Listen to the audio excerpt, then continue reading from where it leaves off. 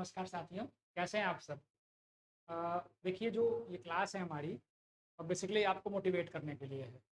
जो आपकी क्वेरीज आ रहे हैं, बार-बार आपके प्रश्न आ रहे हैं, जैसे कुछ प्रश्न ऐसे आ जाते हैं जो मैं आपको अपने टेलीग्राम पे व्हाट्सएप पे नहीं दे पाता हूँ जवाब। मैं सोचता हूँ कि कई बच्चों की समस्याएँ सेम-सेम है, मैं वो देख लेता हूँ। जैसे मैंने क्लास लिया था शायद मुझे लग रहा है मैंने वहीं कह दिया था कि कैसे नोट्स बनाएँ। तो नोट्स कैसे बनाएँ ये हमारी क्लास से आप सीख सकते हैं अच्छे से, कि हम किस तरह से माइंड मैप के द्वारा आपको बताने का प्रयास कर रहे हैं। जैसे कि हमने पिछली क्लास ली थी तो हमने आपको कहा था अगर मैं कोई चीज़ पढ़ाऊँगा, अगर कोई टॉपिक पढ़ाऊँगा, मान लीजिए कि मैं आपको मैं आर्द्रभूमि पढ़ा रहा हूँ, छोटी-सी बात सोचिए, ठीक है? अगर मैं क्या कहते हैं वेटलैंड पढ़ा रहा हूँ,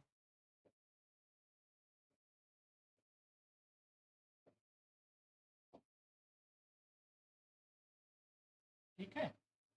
अगर मैं वेटलैंड पढ़ा रहा हूँ, आर्द्रभूमि पढ़ा रहा हूँ, तो सबसे पहले अगर आप नोट्स बनाने बैठिए, तो पहले उसमें ये खोजिए कि किन-किन तरीके से प्रश्न पूछ सकता है एग्ज़ाम में। जैसे पहला प्रश्न इस पे बनेगा कि आर्द्रभूमि क्या है? ठीक है? ये हो सकता है ना बने लेकिन ये आपके जानने के लिए ज़रूरी है। आर्द्रभूमि क्या है? और इसका उपयोग क्या है? ठीक है? इसका उपयोग क्या है? जीव-जंतुओं के थ्रू क्या इसका उपयोग है? या मानव से संबंधित कोई उपयोग है कि नहीं? या अन्य किसी तरीके से है कि नहीं? उपयोग के साथ-साथ इससे लाभ क्या हैं? और इससे हानि क्या है? मैक्सिमम जो प्रश्न बनता है क्या कहते हैं वो लाभ और हानि से प्रश्न बनता है। तो ये सेगमेंट आपको ज़रूर देखने पड़ेंगे। इसके आगे क्या कहते हैं अगर इस पे खतरा है, ठीक है? अगर इस पे खतरा है तो क्या कहते हैं इसके लिए भारत क्या प्रयास कर रहा है? ठीक? भारत क्या प्रयास कर रहा है?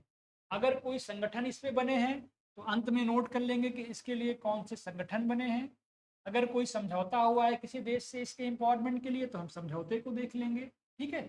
इस तरह से इसी के नीचे कुछ-कुछ चीज़ों को मेंशन कर लेंगे, ठीक है? जैसे इस पे तो नोट्स बन गया, एक विद्यार्थी को मैंने समझाया फ़ोन पे तो उन्होंने कहा कि सर और भी अदर टॉपिक्स पे नोट्स नहीं बन पा रहा है, तो किस पे नहीं बन पा रहा है? अगर मान लीजिए इतिहास में आपको पढ़ना है, अगर आपसे नोट्स नहीं बन पा रहा है, तो मैं जो है आपको क्या कहते हैं नोट्स बता के ही पढ़ाऊँगा। जितने भी क्लासेस लूँगा, वो सब नोट्स के द्वारा ही पढ़ाई जाएँगी। जैसे मान लीजिए आप जो है इतिहास पढ़ोगे, ठीक है? इतिहास में जितने चैप्टर हमने बताए हैं, ठीक? वो सारे चैप्टर क्या कहते हैं हम आपको पढ़ाएँगे, आप जान ही रहे हैं। लेकिन एक चीज़ आपको ये ध्यान देना है कि इतिहास में क्या कहते हैं, कौन-कौन से टॉपिक ऐसे हैं जहाँ से प्रश्न आते हैं और उनके नोट्स क्यों नहीं बन रहे हैं। जैसे एक बड़ा बढ़िया टॉपिक है जहाँ से 2-3 प्रश्न पिछली बार आया था, ठीक है? उसका नाम है धार्मिक सुधार आंदोलन, ठीक? अगर मान लीजिए इस टॉपिक को हमने ले लिया, तो पहले तो हम इस पे देखेंगे ध्यान से कि धार्मिक सुधार आंदोलन क्या है क्या? इसी से स्पष्ट है कि ये धार्मिक सुधार आंदोलन है तो जाहिर-सी बात है धर्म से संबंधित होगा। धर्म से संबंधित होगा तो कई धर्म हो सकते हैं, ठीक? कई धर्म हो सकते हैं, हिंदू धर्म हो सकता है, ठीक? मुस्लिम धर्म हो सकता है और क्या हो सकता है? सिख धर्म हो सकता है, ठीक? अगर ये धर्म है तो इसका केंद्र बिंदु क्या था? केंद्र बिंदु क्या हो सकता है? हो सकता है हिंदू धर्म में हिंदू धर्म का केंद्र बिंदु जैसे इसका है बंगाल है और क्या कहते हैं? बंगाल है और महाराष्ट्र है, ठीक है? तो हर जगह इसको उभारने वाले, इसको क्या कहते हैं प्रसार करने वाले, इसकी विचारधारा को फैलाने के लिए यहाँ लोग होंगे। बंगाल से कौन सा, महाराष्ट्र से कौन था, ये आपको जानना पड़ेगा। केशव चंद्र कहाँ से थे, बाल गंगाधर तिलक कहाँ से थे, राजा राम मोहन राय कहाँ से थे, ये आपको जानना पड़ेगा। उसी के नीचे क्या कहते हैं बंगाल से जो थे उनके नाम लिखिए आप, महाराष्ट्र से जो थे उनके नाम लिखिए आप। अभी ये कहानी खत्म नहीं होती है। अब जो है जैसे मैंने आपको बताया कि बंगाल से कौन कौन थे, तो इसी के नीचे आप पेज में बनाते चले जाइएगा। अगर बंगाल से जो है राजा राम मोहन राय थे, देखिए अगर बंगाल से कई लोग थे, कई अन्य लोगों में बंगाल से कौन कौन थे? राजा राम मोहन राय थे। ठीक है, राजा राम मोहन राय थे, तो राजा राम मोहन राय ने क्या क्या किया इस विचारधारा को बढ़ाने के लिए?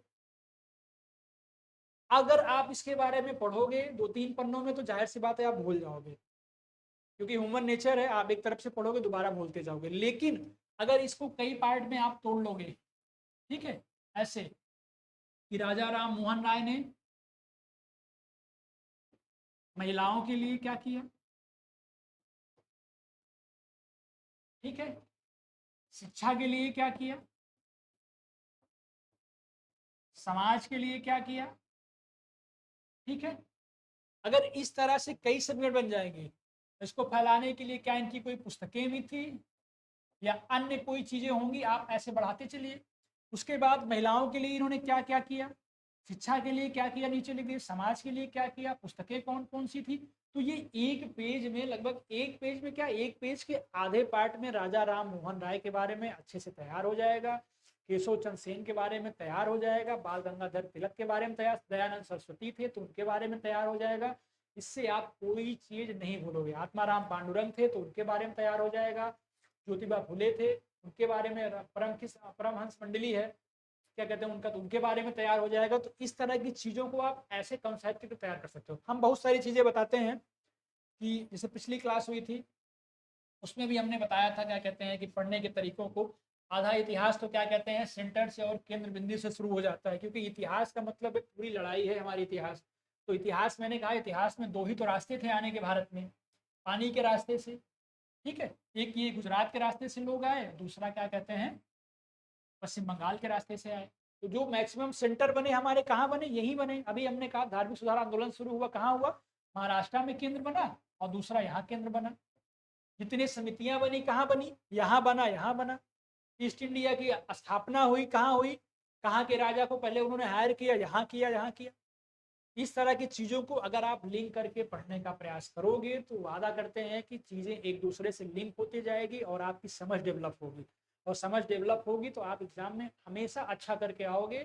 बिल्कुल। और जब तक आप इस तरह से नोट्स नहीं बनाओगे, बिल्कुल क्या कहते हैं दिक्कतें होना स्वाभाविक है। जैसे मान लीजिए कोई भी टॉपिक आप ऐसे अपने आप में उठा लीजिए और क्या कहते हैं आप उसको मंथन करिए, मनन करिए।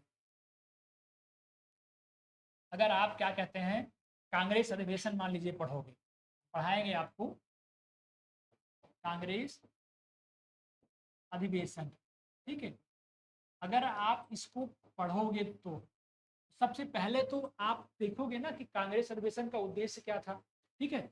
जब तक इसको नहीं जानोगे इसके आगे की चीज़ों को आप समझ नहीं पाओगे ना, इसका उद्देश्य क्या था और इसकी स्थापना किसने की थी।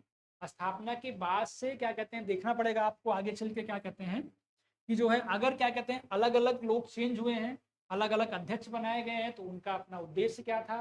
क्या इसी पैटर्न पे हमारा आज का चुनाव हो रहा है कि 5 साल बाद परिवर्तन के लिए चुनाव लड़ा जाता है, क्या कोई बार बार रिपीट हुआ है कि नहीं। तो इस तरह पढ़ने के लिए आपको ध्यान देना पड़ेगा कि क्या कहते हैं नोट कैसे बनाएं। और इसीलिए हम प्रयास कर रहे हैं कि आपके दिमाग को खोलने का, कि आपकी अच्छी तैयारी हो जाए और यहाँ के अलावा भी क्या कहते हैं आप अपने आप से पढ़ने का प्रयास करते रहें।